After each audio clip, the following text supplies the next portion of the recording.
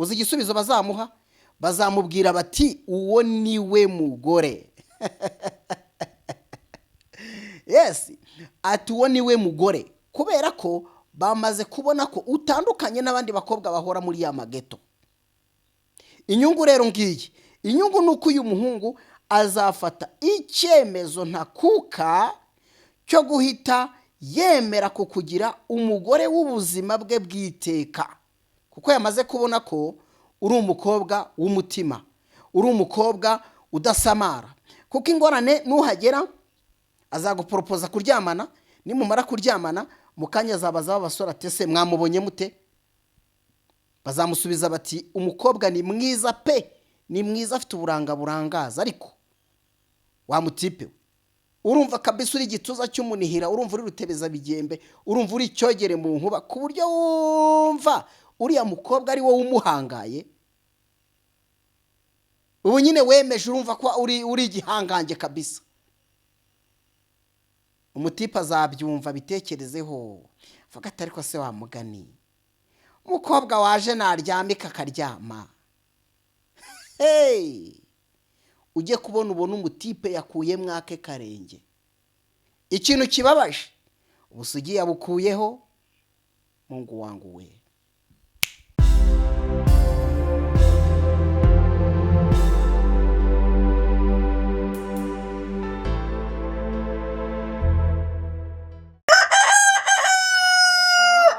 Kanongere mbahe ikaze bakunzi ba Touch One TV, mwebwe mudukunda muherereye hirya no hino mu bice bitandukanye by'igihugu cyacu, abari mu mahanga, nizere ko mwese mumeze neza kandi mukomeye, mushima Imana, mushima rugira rugena byose Imana yaturinze.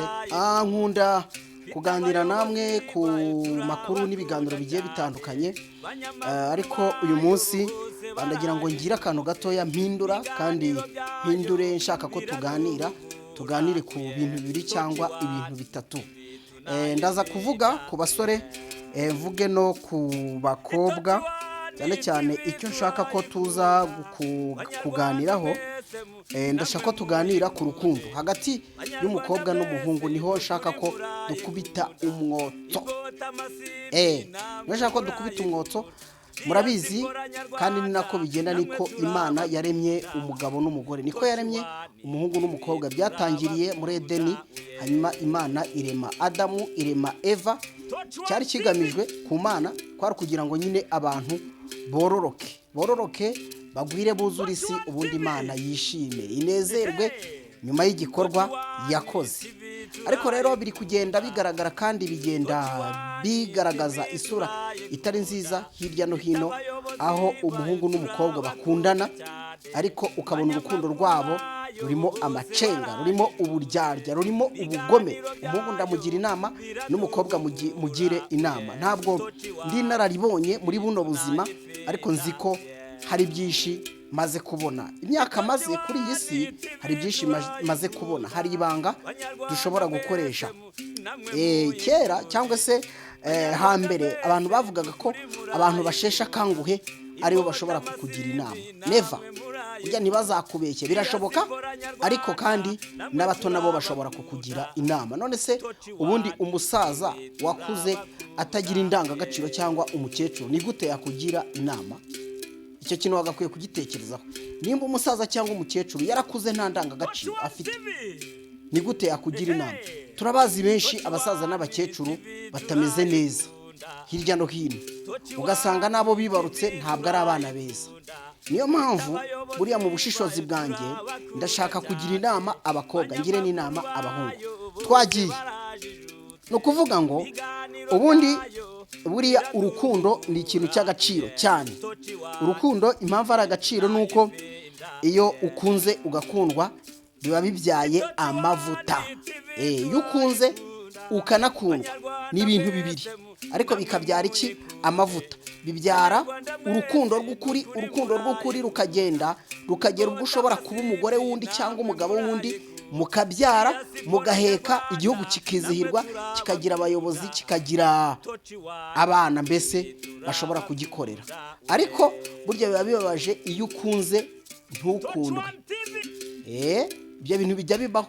hari ukuntu rero noneho ubu ngubu ibintu byacitse, umuntu wo kugira ngo akunde umuntu by'ukuri nk'uko Imana yamuremye, ahubwo agakunda kashi, icyo bita ifaranga, ugakunda ifaranga, burya waribeshye. Reka mbanze mbabwire rero cyane cyane impere ku mukobwa. Mu gihe umukobwa ukundanye n'umuhungu, hari ibintu bibiri ugomba kwitondera. Icya mbere ni ukwitonda, ukitonda ugashyiramo attention mu rukundo rwawe n'uwo muhungu, ukitonda. Icya kabiri ni ukumenya uburyo utwara urukundo rwawe nawe rukaramba, kandi koko rukazabyara iki? Umusaruro. Bigenda gute rero? Ni ukuvuga ngo hano baratubwira ko wowe wa mukobwa we, nimba ukundanye n'umuhungu, ikintu cya mbere ugomba gukora, cya mbere nk'uko nari maze kubivuga, ni ukwitonda mu rukundo rwawe nawe, cyane cyane ukajya wibanda ku mitoma yo kuganira n'umuhungu wawe, ukamenya amagambo meza y'imvamutima umubwira, meza atuma koko umuhungu arushaho kugukunda, ariko kandi ukongeramwo no kumwereka ko unamwubashye.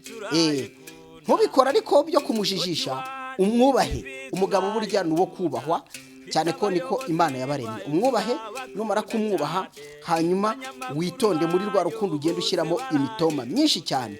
Hanyuma hari umurongo rero utagomba kurenga, ibanga rikomeye cyane, ngira ngo aba ari ryo utahana, naryo rituma burya abakobwa benshi babona abagabo. Mwari muzi ko ari ryo banga burya bakoresha. Icya mbere, abahungu benshi murabizi kandi mumenyereye ko bagira amageto, nta nubwo twayakuraho, kuko umuhungu nimba yaravuye Huye cyangwa akava iriya za Nyaruguru ku butaka butagatifu akaza i Kigali muri kaminuza, nta nzu ahagira, uko biri kose azashaka geto abamo. Wa mukobwa we rero, nimba umuhungu aguporopoje kuza kumusura, ikintu cya mbere ugomba gukora ni ukwitonda bimwe nakubwiye. Ngaya magambo rero ageze kuri 3 ugomba kumubwira. Irya mbere ni ukumubwira uti, kuva navuka navukanye na bakuru banjye, nimba waranagize amahirwe ukaba bafite, nta n'umunsi wa rimwe nayo nakabona bagiye gusura umuhungu, bahoraga banabimbuza. Ibyo ntibyigeze bibaho. Icya kabiri, umubwira uti, ese ko nzi ko uri umuhungu nkaba umukobwa, nkaba nzi neza ko ngusuye muri geto, nonaho ukahashyira akabazo.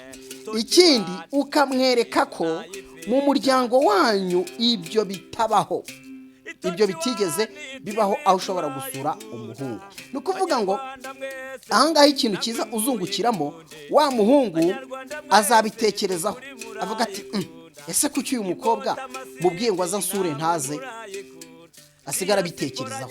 Mu kanya, ubwo ni icya 3 ngezeho, azagisha inama abasore bagenzi be, ababwira ati, ese ko nteretana n'umukobwa kandi pe arankunda mu buryo bugaragara, gusa ntajya yemera kuza kunsura. Uzi igisubizo bazamuha? Bazamubwira bati, uwo niwe mugore. Yes, ati uwo niwe mugore, kubera ko bamaze kubona ko utandukanye n'abandi bakobwa bahora muri ya mageto.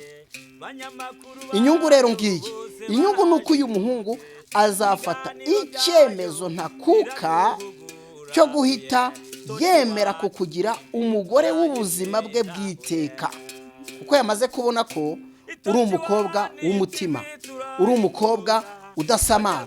Kuko ingorane nuhagera azaguporopoza kuryamana, nimumara kuryamana mu kanya azabaza abasore ati, ese mwamubonye mute?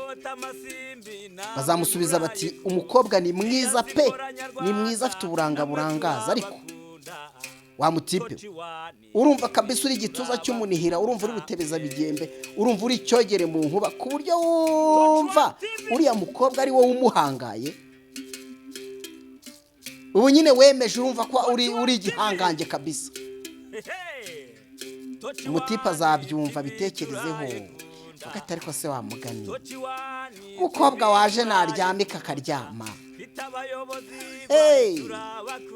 Ujye kubona ubona umutipe yakuye mwake karenge. Ikintu kibabaje, usigiye yabukuyeho, mungu wangu. Iyo ni inama ku bahungu rero. Abahungu burya ujye witonda kurambagiza, niyo namugirwa hano. Ujye witonda kurambagiza, cyane cyane ntugakururwe n'uburanga, ngukururwe n'amafaranga, ngukururwe n'amashuri. Ibyo ni ukunyagwa zigahera. ako nta gaciro karimo. Wowe hari ibintu bitatu ugomba kureba wa muhungu, hari ibintu bitatu ugomba kureba ku mukobwa. Ikintu cya mbere, uyu mukobwa avuka hehe? Hari abantu mufite ingorane zo gusamara, ugakubitana n'umuntu muri Kigali, ugakubitana n'umuntu mu miji dufite hano mu Rwanda, basi ngo twakundanye, mwahuriye mu bukwe, mwahuriye ahantu mu nama runaka ngo mwakundanye. Ntuzi wabo, utangiye no kuryamana nawe unamuteye inda, ntuzi nimba bafite n'ibizimu, ntuzi nimba bafite amajini, ntuzi bameze bate, ntuzi ku musozi batuye bameze bate. Ushobora no gusanga ari abantu banaciwe mu muryango b'ibivume. Hari n'abantu bajya bakuriramo ngo imyaku, yamumara kumukuriramo imyaku, ejo wowe mugakubitana, ukazahora uzenguruka warabaye mbwa kubera wafashe umuntu nyine bakuriyemo imizimu y'iwabo mukubitana aho ngaho, baramubwiye ati genda uzayiryamane n'umuntu mutaziranye, ibintu bizabasawa. Hanyuma ugahorana ubutindi n'ubukene n'ubushenzi, uri umuntu mbese mbwa buruburu, nta kintu wifitiye. Kubera iki? Uburaya bwawe no gusamara.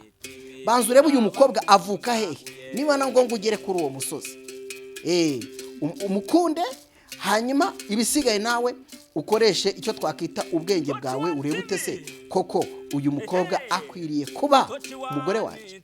Cyo ni kimwe. Cya kabiri, ni byiza ko nimba ugize amahirwe akaba afite ababyeyi, tangira kuganira n'ababyeyi be, wumve mama, wumve papa, wumve uko bateye, wumve uko bahumeka, wumve ukuntu bakuganiriza.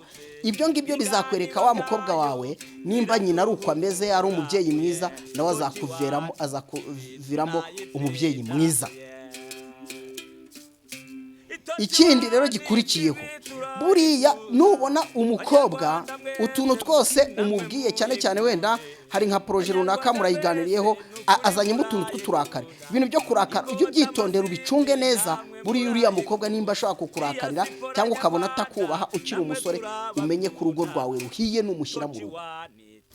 Reka icyomanzi kijye gushakana n'ikindi cyomanzi, by the way, uramwihambiraho, uramubwira uti tugiye gusura abantu, wambara ya kanzu narayikunze,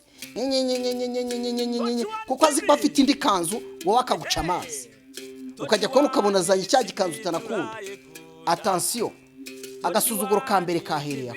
Nibyo bigenda rero bisenya ingo hirya no hino. Reka mbabwire ko mu by'ukuri ntabwo nifuje ko tuganira byinshi, murabyumvise.